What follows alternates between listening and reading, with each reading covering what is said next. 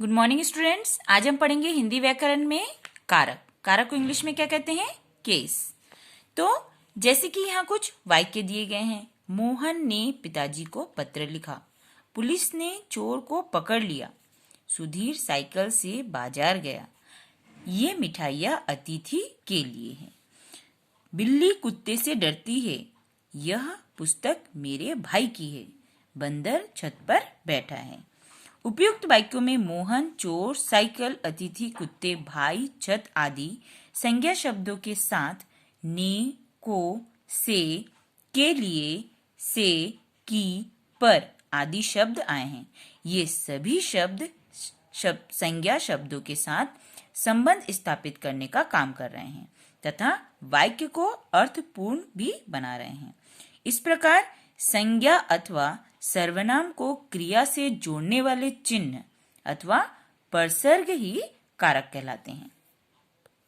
अब हम पढ़ेंगे कारक के भेद। तो कारक के कितने भेद हैं? कारक के 8 भेद हैं। पहला क्या है? कर्ता कारक, दूसरा कर्म कारक, तीसरा करण कारक, चौथा संप्रदान कारक, पांचवा अपादान कारक, संबंध कारक, अधिकरण कारक और संबोधन कारक। तो ये क्या दिया हुआ है?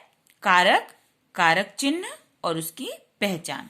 तो कर्ता ने कर्म को करण से के द्वारा, संप्रदान को के लिए, हेतु अपादान से, संबंध का के की, रा रे री, अधिकरण में पर, संबोधन हे अरे ओ। तो ये क्या है? कारक है और ये उनके परसर्ग हैं। तो आपको इनको अपनी कॉपी में लिखना है और इनको अच्छे से लर्न रखना है। अब सबसे पहले हम कर्ता कारक के बारे में पढ़ेंगे। शब्द के जिस रूप से क्रिया के करने वाले का बोध हो उसे कर्ता कारक कहते हैं। और कर्ता कारक की पहचान किससे होती है? ने परसर्ग से। तो जैसे बंदर ने केला खाया, लड़के ने गीत गाया, तो यहाँ कौन सा परसर्ग प्रयोग हुआ है? ने। तो ने जो परसर्ग है वो किसकी पहचान कराता है? कर्ता कारक की। दूसरा है कर्म कारक। जैसे माली पौधों को पानी दे रहा है, राम हारमोनियम बजा रहा है।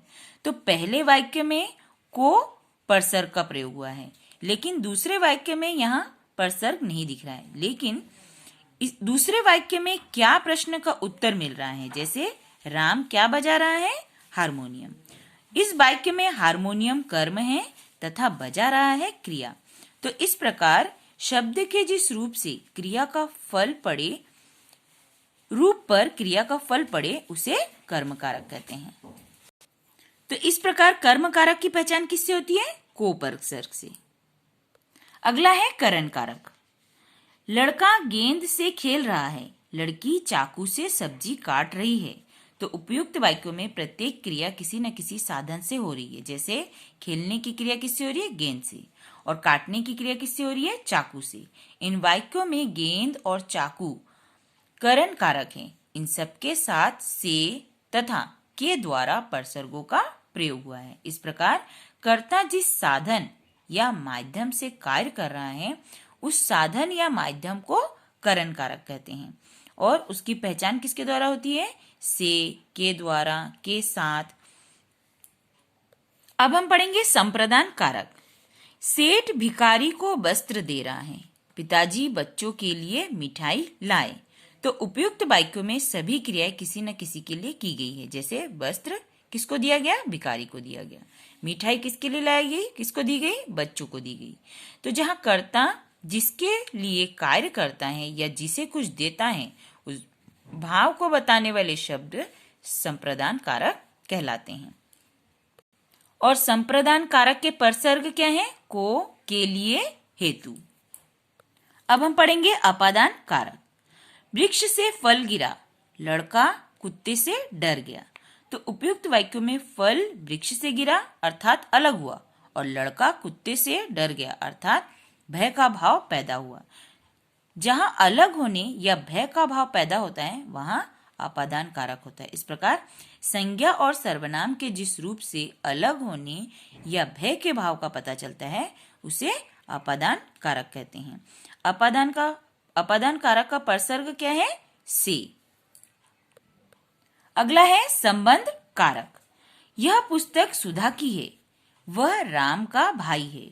उपयुक्त वाक्यों में पुस्तक का संबंध सुधा से है और भाई का संबंध राम से, अतः यह संबंध कारक है। इस प्रकार संज्ञा के जिस रूप से दो संज्ञाओं अथवा सर्वनामों के आपसी संबंध का पता चलता है वह क्या कहलाता है? संबंध कारक। और संबंध कारक के परसर्ग क्या है? का, के, को, रा, रे, री, ना, ने, नी। अगला है अधिकरण कारक।